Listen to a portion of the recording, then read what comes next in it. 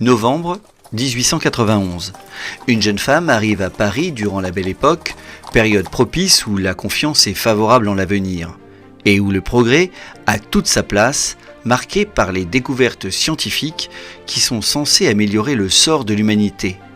Maria Sklodowska, positiviste, est en harmonie avec cette époque, et elle va devenir l'une des plus grandes scientifiques de tous les temps.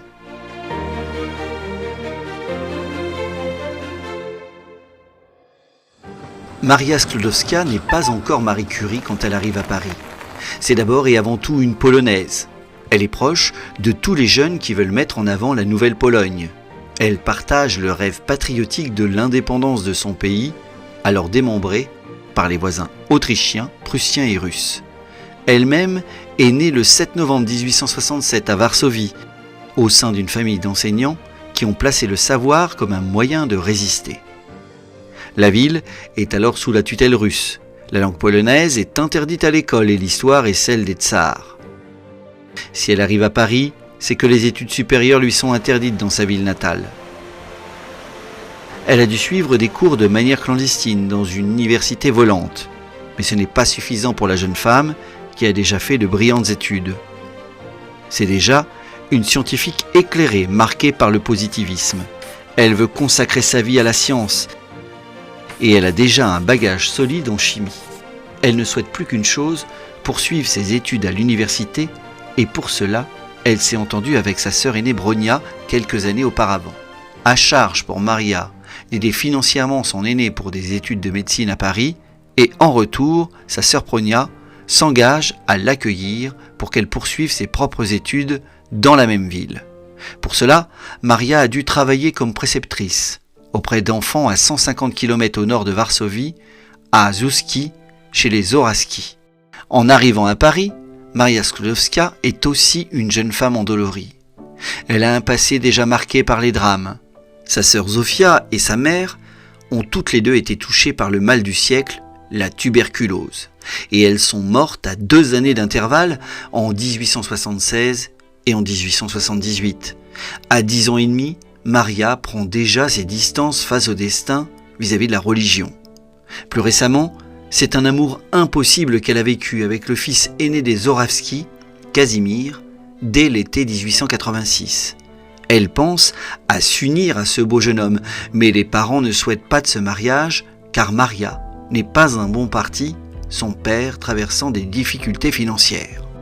Maria décide de prendre ses distances avec cet amour impossible. Paris, la Sorbonne, la recherche vont l'occuper à plein temps.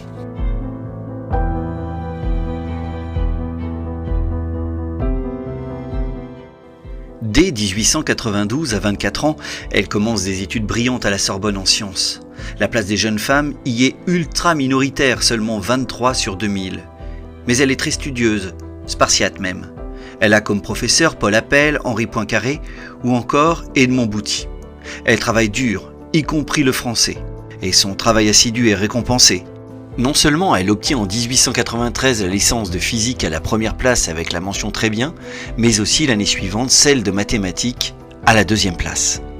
L'un de ses professeurs, Gabriel Lippmann, a repéré la brillante polonaise et lui propose de mener une étude sur les propriétés magnétiques des métaux, mais la jeune femme a besoin d'un lieu favorable à ses expériences. Un physicien, Kowalski, lui propose de rencontrer un certain Pierre Curie à une soirée. Il est le chef des travaux à l'école de physique et de chimie industrielle de la rue Laumont.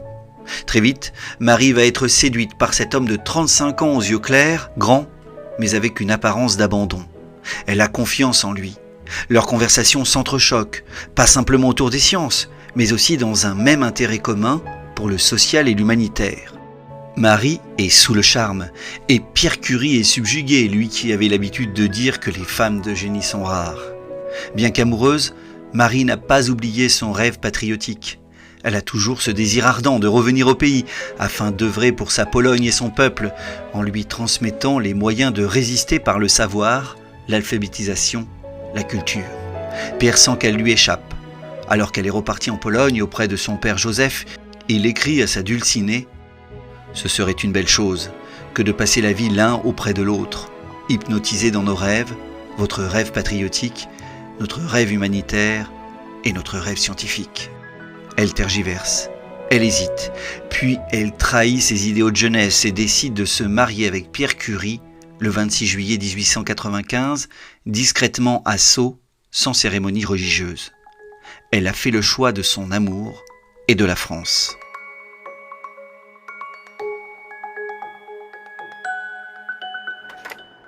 La vie des Curie doit s'adapter.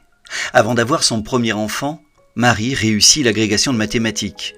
Le 12 septembre 1897, elle accouche de sa première fille, Irène, mais n'en perd pas moins ses recherches. Il faut dire que Marie n'est pas une mère au foyer. Elle n'aime pas cuisiner, laisse sa fille entre les mains de son beau-père Eugène, qui, veuf, habite désormais chez eux. Installée rue Kellermann, remise d'une grossesse difficile, Marie publie ses premiers travaux sur les aciers en 1898. Mais elle et son mari sont intrigués par les avancées récentes en physique. En 1895, dans un laboratoire allemand, Röntgen arrive à radiographier la main de sa femme au rayon X. Alors que l'année suivante, Becquerel fait une découverte surprenante prouvant que les sels d'urane marquent les plaques photographiques même dans l'obscurité la plus totale. La recherche sur la radioactivité peut débuter, et Marie comme Pierre veulent en prendre leur part. Marie en particulier cherche à comprendre l'origine de cette émission de rayons émis par l'uranium qui sera aussi le sujet de sa thèse. Pour ce faire, on met à la disposition des Curie un hangar de fortune qui va être leur laboratoire. Il va leur permettre de comprendre comment un élément de la matière permet de voir à travers la peau. Une chambre d'inionisation est construite et on utilise l'électromètre des frères Curie. L'année 1898 est celle des premières découvertes. Successivement, en juillet puis en décembre, Marie Curie parvient à mettre à jour 2 substances inconnues qu'elle baptise le polonium et le radium. Pour que ces recherches aient un aboutissement dans la communauté scientifique, il lui faut l'intégrer au tableau périodique de Mendeleïev, et pour cela, il n'y a qu'une solution. Il faut déterminer le poids atomique des 2 éléments, et en particulier du radium, dont le rayonnement est 900 fois plus fort que l'uranium. Mais la tâche s'avère ardue à plus d'un titre. D'abord pour le coût. Il lui faut trouver la matière qui est chère. Un seul gisement important lui permettra de trouver de la pechblende qui contient 50 à 80% d'uranium, et il est situé en Bohême, dans l'actuelle République tchèque. Pour extraire le radium dans une quantité infinitésimale, elle doit obtenir des tonnes de pechblende. On recherche des fonds auprès des industriels et notamment des Rothschild. Ensuite, pour le procédé, la pechblende doit subir 2 opérations. Dans un premier temps, dans des centrales de produits chimiques, elle est travaillée et il faut pour une tonne de résidus utiliser 5 tonnes de produits chimiques et 50 tonnes d'eau de lavage. Dans un deuxième temps, c'est le fractionnement, réalisé par les Curie. C'est un travail très fatigant. Il faut transporter la matière 20 kg par 20 kg, transvaser les liquides, remuer pendant des heures avec une tige en fer la matière en ébullition dans une bassine en fonte. Mais dans le hangar, il n'y a pas d'évacuation des gaz. Il faut faire tout ce travail par beau temps dehors ou l'hiver les fenêtres ouvertes. Parfois, quand la nuit tombe, les Curie sont face à un spectacle fascinant. Leurs lieux et leurs objets de travail se métamorphosent. Marie écrit « De tous côtés, on apercevait leurs silhouettes lumineuses, et ces lueurs qui semblaient suspendues dans l'obscurité nous étaient une cause toujours nouvelle d'émotion et de ravissement. » Au bout de 3 ans, l'opiniâtreté mais aussi la motivation sans borne des Curie viennent à bout de toutes ces tonnes de pechblende. En 1902, Marie Curie isole un décigramme de radium et détermine son poids atomique qui est alors placé dans le tableau périodique des éléments chimiques. Ce phénomène étrange d'émission de la matière sans qu'il y ait réaction chimique, Marie la nomme radioactivité. C'est la porte d'un univers encore inconnu que les Curie viennent d'ouvrir, un monde qui se cache encore derrière les atomes et qui contient une énergie phénoménale, des millions de fois plus puissante que l'énergie chimique. Les Curie pourraient breveter leur découverte et s'enrichir, car les applications notamment thérapeutiques qui pourraient en être issues peuvent être nombreuses, mais ils ne le font pas. Leur attitude est désintéressée et leurs découvertes sont rendues accessibles, disponibles pour la communauté scientifique, sans frein pour l'amélioration de tous. En 1903, Marie peut soutenir sa thèse intitulée « Recherche sur les substances radioactives » en contribuant à croiser physique et chimie pour faire avancer la science. La même année, Pierre et Marie Curie sont récompensés du prix suprême en physique, le prix Nobel. Ils l'obtiennent pour moitié avec Becquerel, pour la recherche sur la radioactivité. Le couple sort de l'anonymat, en France comme à l'étranger. La presse s'empare de leur image et construit leur légende, leur idylle dans le laboratoire de recherche, leur succès mutuel, leur passion. Le 30 janvier 1904, c'est le président de la République lui-même, Émile Loubet, qui se rend en personne à leur laboratoire. De tout cela, les Curie restent presque indifférents. Mieux, Pierre Curie comprend que leur découverte pourrait être aussi déviée de leur but initial. Il se demande devant les médias, à Stockholm où il est allé chercher le prix Nobel avec Marie en 1905, si l'humanité a avantage à connaître les secrets de la nature, si elle est mûre pour en profiter. Il sait que cela pourrait être un moyen terrible de destruction. La santé des Curie n'est pas bonne non plus. Marie a fait une fausse couche et Pierre a les doigts couverts de plaies et souffre d'atroces douleurs articulaires. Mais ils n'en continuent pas moins leurs recherches. Marie, agrégée, donne parallèlement des cours à l'école normale des jeunes filles de Sèvres et Pierre est professeur à la Sorbonne. Le 6 décembre 1904, Marie met au monde une deuxième fille, Ève. La vie suit son cours. Les Curie fréquentent les Perrin, les Langevin, André de Bierne ou encore Georges Gouy. Ils ont un laboratoire rue Cuvier qui leur apparaît trop étroit. Ils se prélassent parfois dans la vallée de Chevreuse. Mais le 19 avril 1906, le repos de Marie et de ses filles va être brutalement interrompu.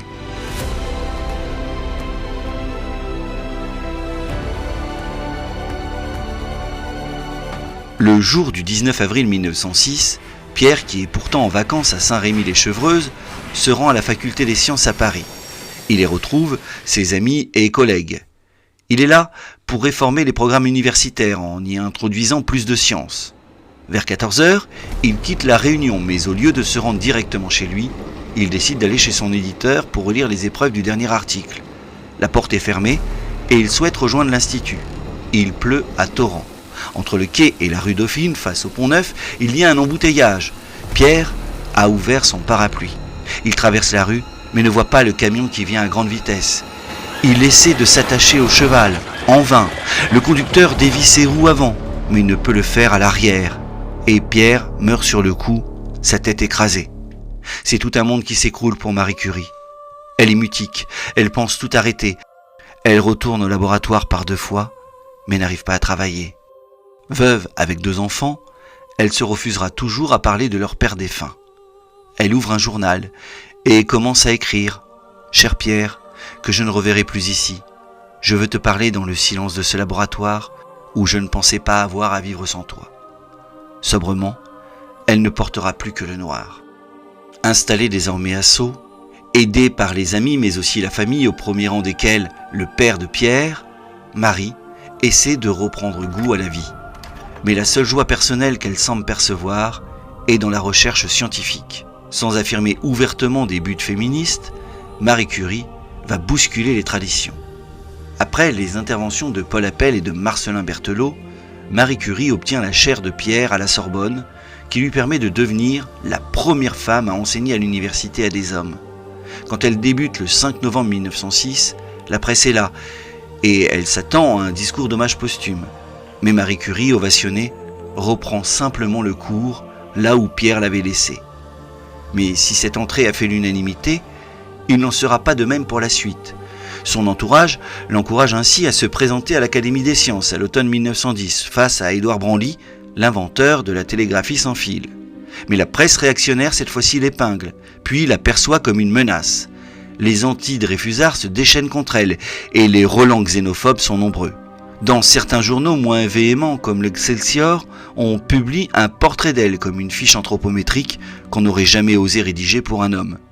Marie, finalement, essuie un échec. Le 23 janvier 1911, par 2 voix, elle n'est pas acceptée et doit s'incliner. Pourtant, le plus grand déchaînement de haine, elle va le connaître quelques mois plus tard. Alors qu'elle prépare les talons du radium dans son laboratoire, Marie Curie va faire l'objet d'une campagne de presse calomnieuse. seule femme invitée au premier congrès Solvay du nom du chimiste Ernest Solvay, où elle côtoie Albert Einstein ou Max Planck, un scandale éclate. Le journal, aux 800 000 exemplaires, publie le 4 novembre 1911, sans retenue, l'idylle qui s'est nouée entre Paul Langevin, marié et père de 4 enfants, et la veuve Marie Curie. Beaucoup de journaux relaient l'information. Épiée, poursuivie jusqu'à son domicile de Sceaux, Marie accuse le coup. La presse réactionnaire pointe du doigt Marie l'étrangère, la briseuse de ménage, tandis que la femme de Paul Langevin la menace de procès. Alors qu'elle reçoit en 1911 pour la 2e fois un prix Nobel, cette fois-ci en chimie, pour l'ensemble de son œuvre, on lui demande de ne pas se rendre à Stockholm pour ne pas jeter l'opprobre sur le prix. Mais Marie résiste et répond sèchement. Elle agit en fonction de ses convictions. Elle viendra, car ce prix lui est décerné sur son travail scientifique, qui n'a pas à être terni par des calomnies. Le 10 et le 11 décembre, à la cérémonie des prix à Stockholm, elle rend un vibrant hommage à Pierre. À l'orée de la Première Guerre mondiale, Marie, épuisée par les scandales, a une santé chancelante. Souffrant des reins, elle pense mourir. Mais après une lourde intervention chirurgicale, elle reprend le chemin du laboratoire. Et quand débute l'année 1914, elle ne sait pas encore que la guerre qui se prépare fera d'elle un des bras armés du corps médical.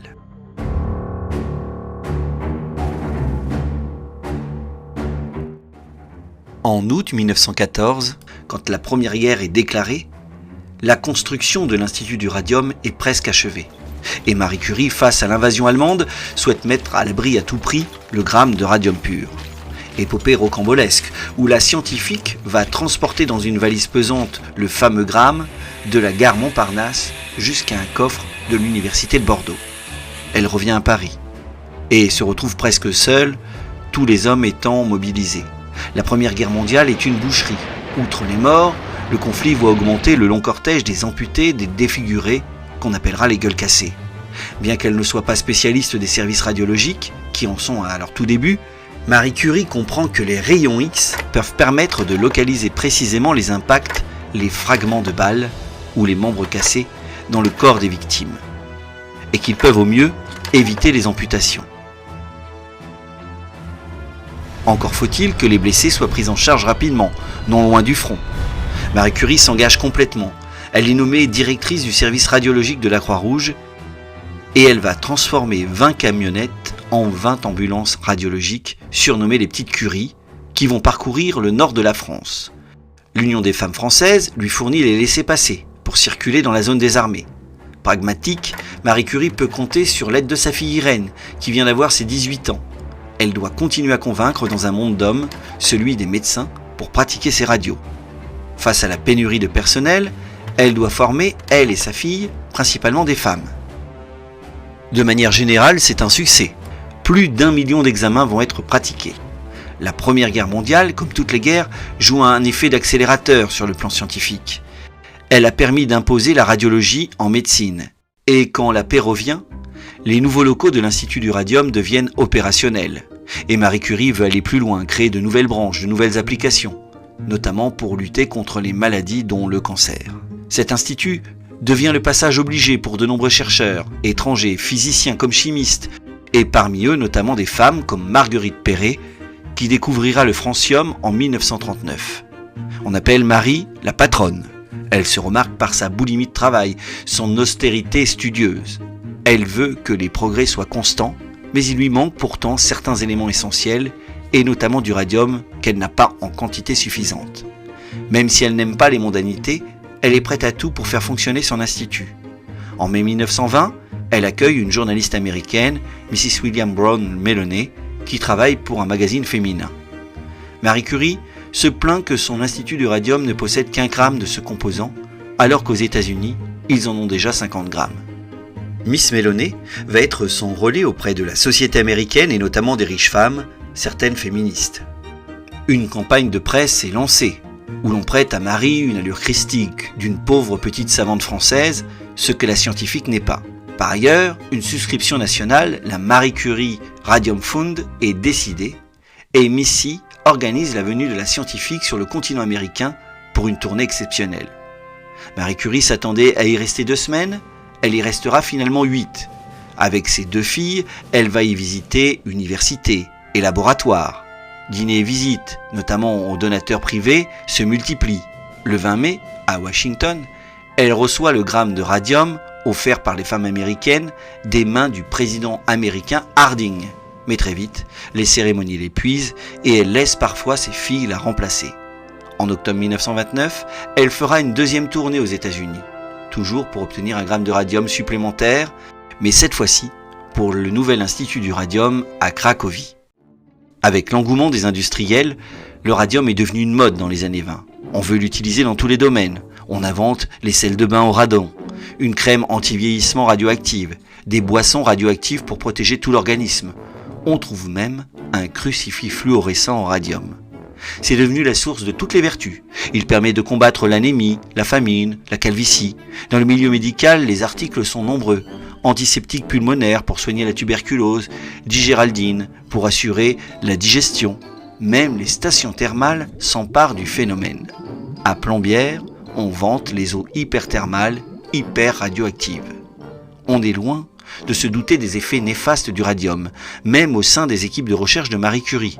Au contraire, en 1901, Pierre Curie, qui l'a expérimenté sur lui, constate que le radium soigne les plaies. Pourtant, les cas d'anémie, d'empoisonnement, d'amputation sont évoqués. En 1925, Marie Curie est l'un des rapporteurs d'une enquête où elle minimise les effets du radium en faible quantité, et elle n'est pas la seule. Marie Curie, qui manipule depuis plus d'un quart de siècle le radium, est là pour le prouver. Elle est toujours en bonne santé. Pourtant, Marie Curie a déjà mal aux yeux, et ses voyages dans toute l'Europe l'épuisent. Elle connaît des bourdonnements d'oreilles, sans interruption. En 1934, c'est ses poumons qui sont atteints. Elle est transportée en urgence au sanatorium de Sainte-Celle-et-Mauze, sur le plateau d'Assy, non loin de Chamonix, où elle décédera.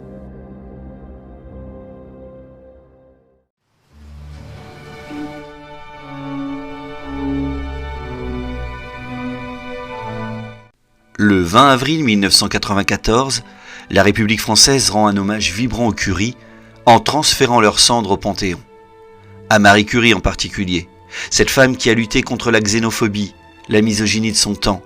Humaniste et habitée par un intérêt général qui la guidera toujours, elle a fait progresser la science et a permis des avancées remarquables en physique et en chimie au péril de sa vie. Aujourd'hui encore, les carnets qu'elle a écrits de sa main il y a plus de 100 ans crépitent avec le compteur Gégère, rappelant pour un temps long ses incroyables découvertes.